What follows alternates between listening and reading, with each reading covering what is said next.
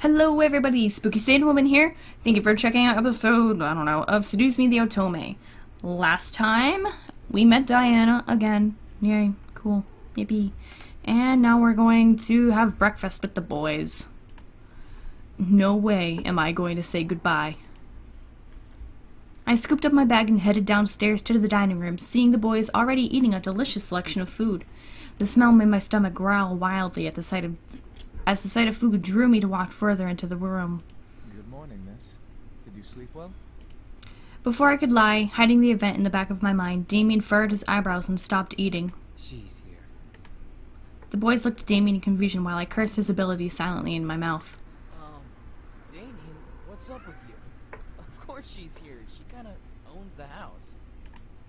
Damien looked to me, wanting me to explain for him. However, the threats that Diana gave me last night warned me to keep my mouth shut, but that ain't gonna help stop it. Damien pressed his lips together into a fine line. The other boys looked at me with a raised eyebrow. A girl named Diana came by last night. Diana? Is she important? Did she try to hurt you? She's a succubus. That single word made the boys stop and stare at me.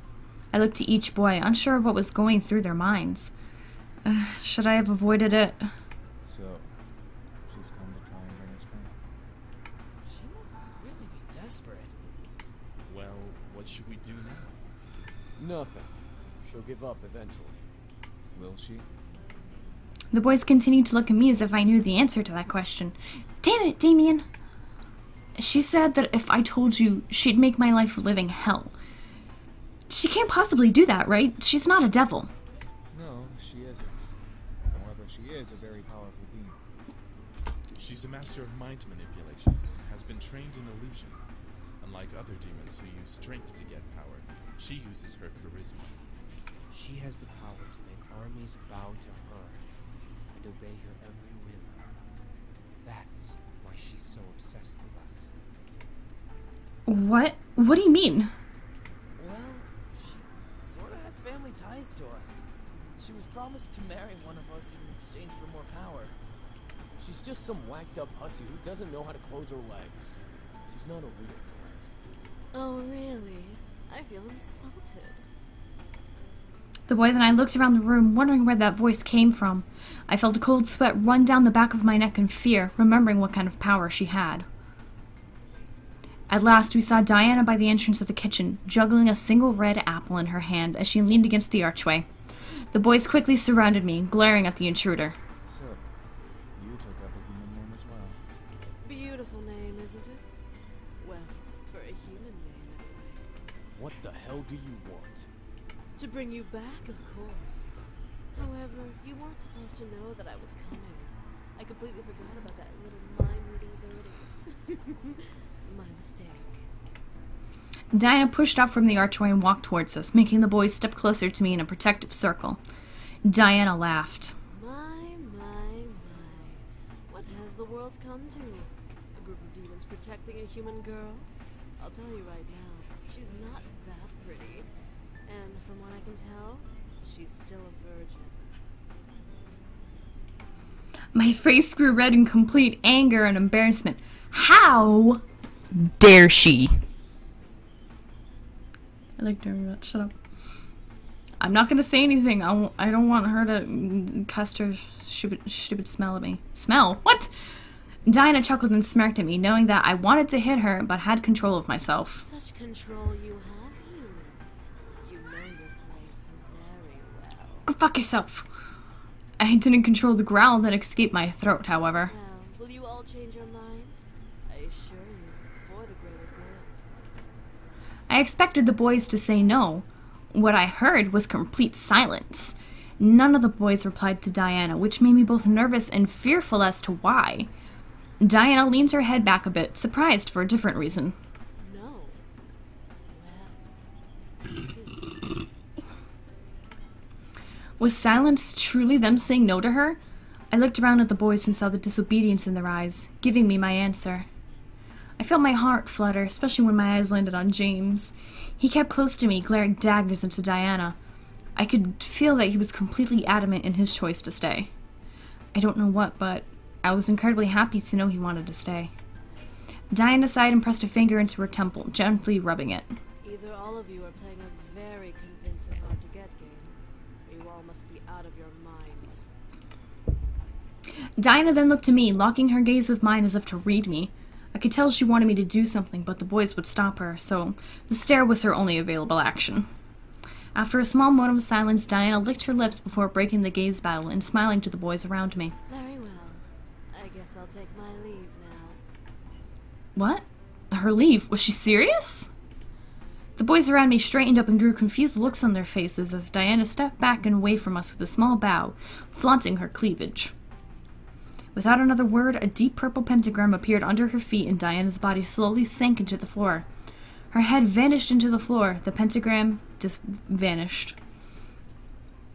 At once, the boys relaxed and slowly began to return to their spots at the table, each in deep thought.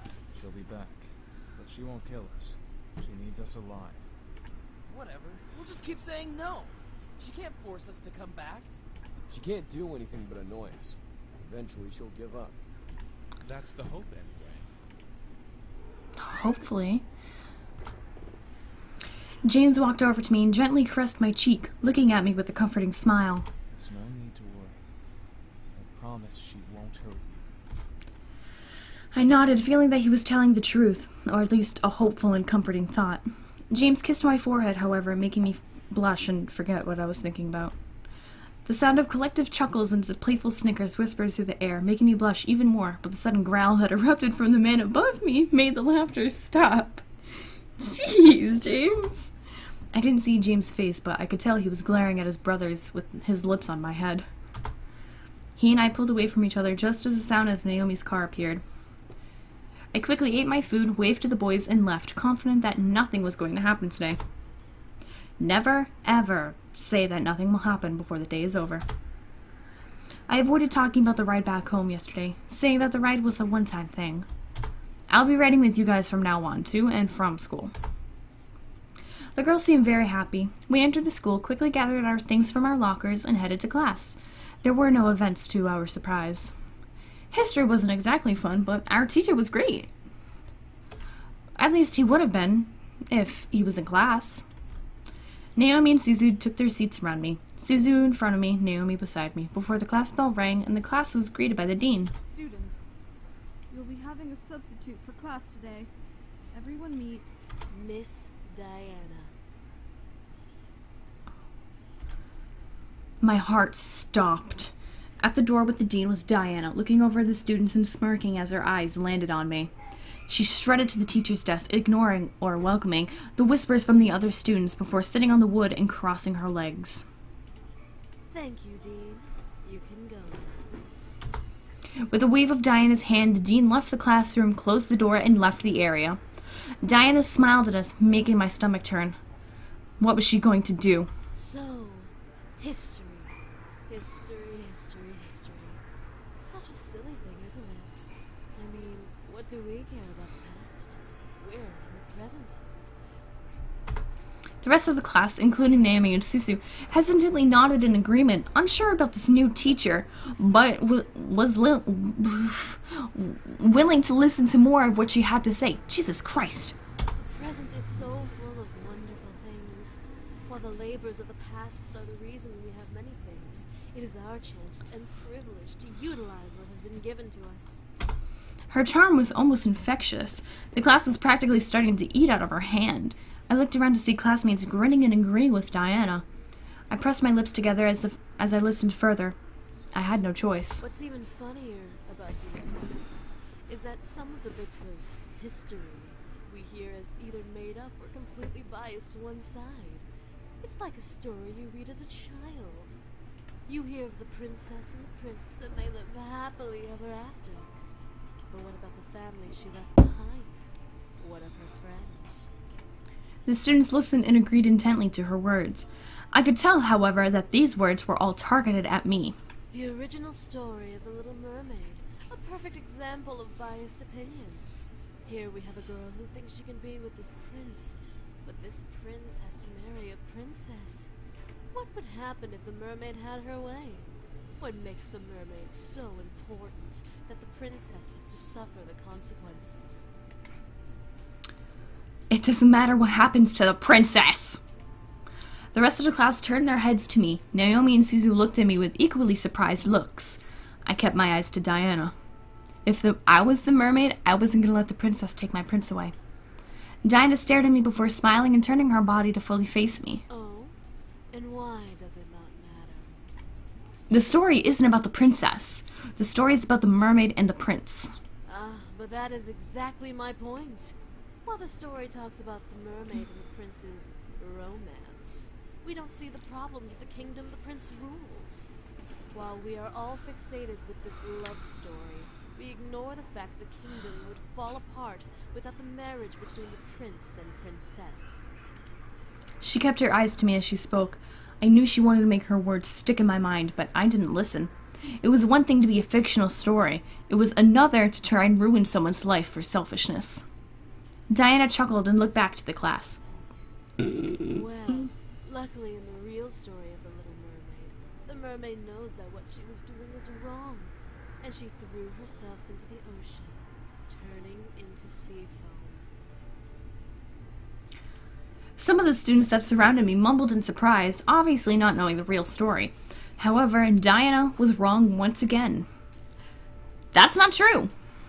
Once again, the class looked to me, and Diana faced me with another smile. Not true. How so? The trade-off for becoming human was marrying the prince or turning into sea foam.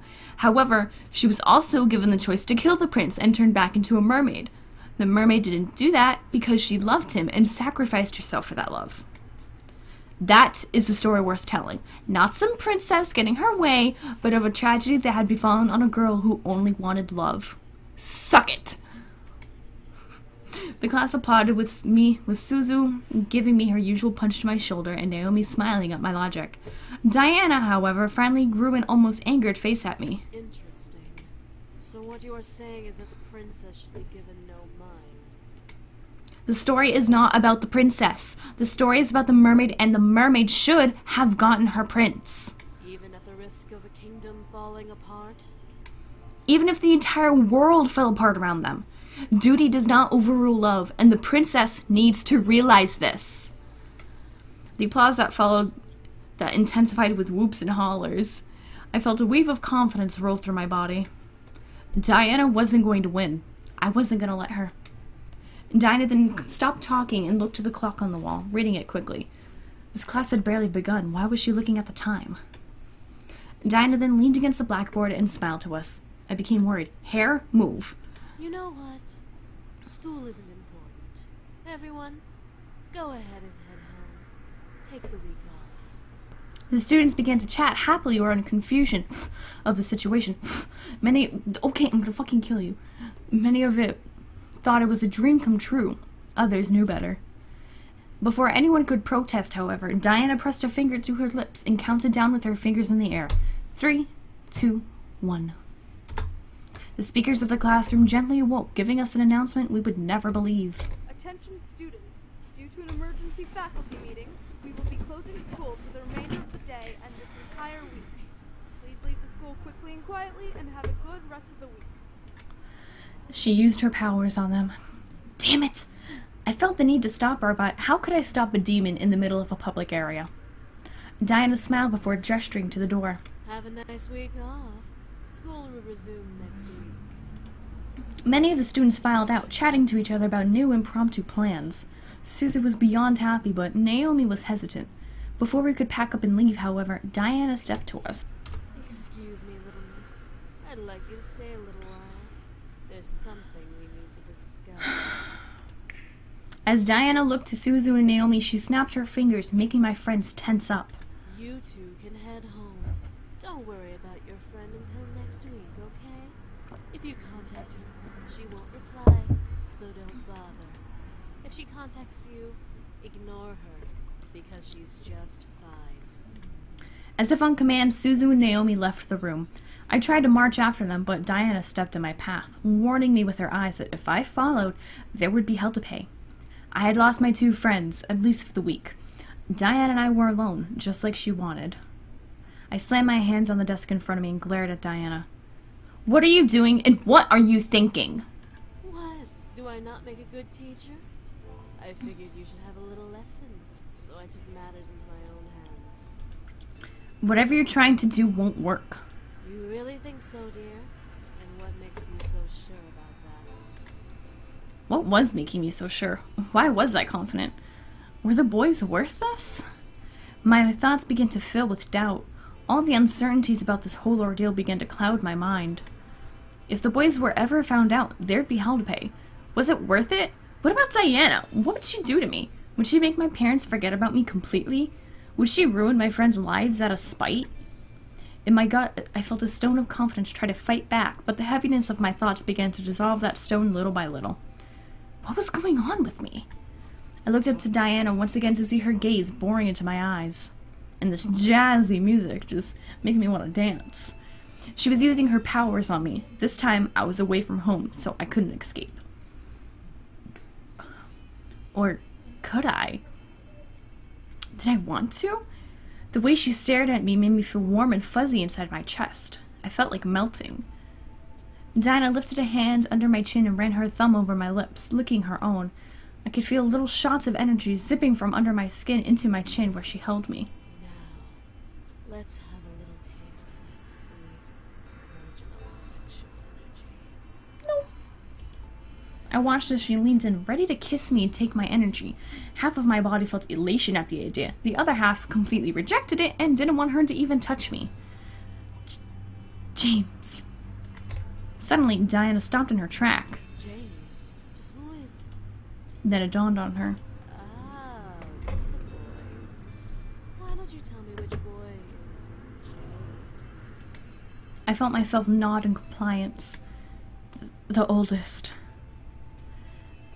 Diana giggled in reply before letting go of my face and stepping back. Really? The eldest son with you? Yeah, what about it? I nodded once again, but this time it was partly my own decision to reply. Diana let out a sound that mimicked a cat's purr before stepping away from me. All right, then. Well, if it's the eldest son you're infatuated with, you should really rethink your romantic options. Diana chuckled before kissing my nose, where I felt a shot of energy zap out of my body, almost making me dizzy and recoil.